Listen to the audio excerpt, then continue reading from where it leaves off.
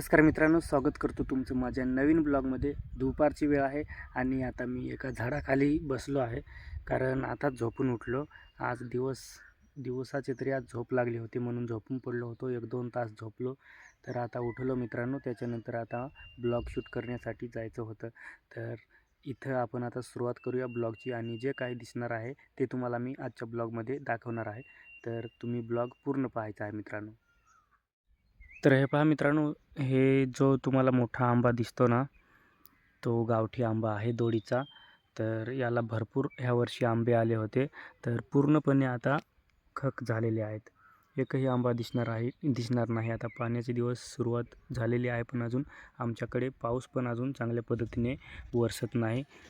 भरपूर नुसतं ऊनच राहतं. हे पहा, ह्या साईडला पण आंब्याची झाडं आहेत आणि तो मागचा आंबा तो पण ह्या वर्षी आला नाही. आणि ह्या आंब्याला भरपूर आंबे आले होते, एकदम मस्त साका पण होत्या. तुम्हाला ब्लॉगमध्ये दिसतच असतील. जर कोणी ब्लॉग पाहिला नसेल तर तुम्ही जाऊन पाहू शकता मित्रांनो.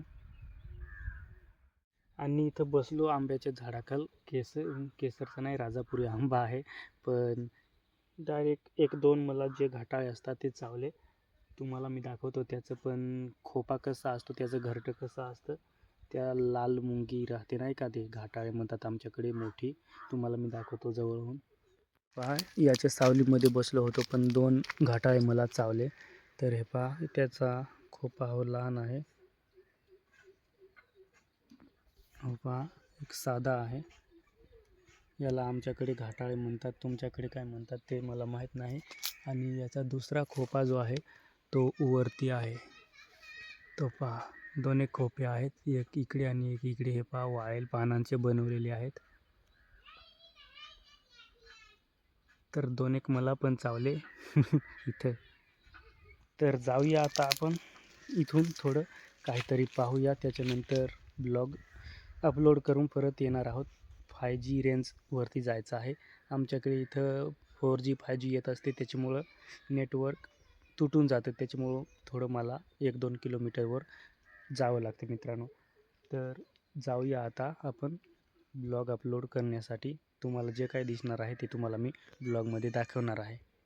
पहा मित्रांनो, अजून पाऊस चांगल्या पद्धतीने पडत नाही, त्याच्यामुळं अजून झाडाला पालवी पण चांगल्या पद्धतीने फुटलेली नाही. हे पहा, एकदम कमी पालवी फुटलेली आहे. ज्यावेळेस पाऊस होईल त्यावेळेस मस्तपैकी हे झाडं जे आहेत ते एकदम मस्त पालवी त्याला पण फुटेल. पण अजून चांगल्या पद्धतीने पाऊसच वरसत नाही. हे पहा, एकदम कडक ऊन, डायरेक्ट कडक ऊन आहे. आकाशात ढग पण जास्त दिसत नाही. आणि इकडे पहा मित्रांनो, हे पहा, मोठ्यांचं वाळवणं घातलेलं आहे. हे पहा, तेल गाळण्यासाठी वाळवले जातात हे मोठ्या. हे पहा कसं दिसतंय ते. आणि काही भागांमध्ये एकदम नाले बिले भरून वाहू लागलेले आहेत मित्रांनो, पण आपल्या ह्या भागामध्ये काहीच नाही. हे पहा, इकडे पण खड्डे खुड्डे जसे आणि तसेच आहेत. हे पहा, त्याच्यामध्ये मोटर बीटर तशीच आहे, काहीच नाही. अजून पाण्याने खेळच केलेला आहे. हे पहा, उंबरं लागलेले आहेत, पिकलेले पण आहेत. हे पहा, खाली पण लागलेले आहेत मस्तपैकी.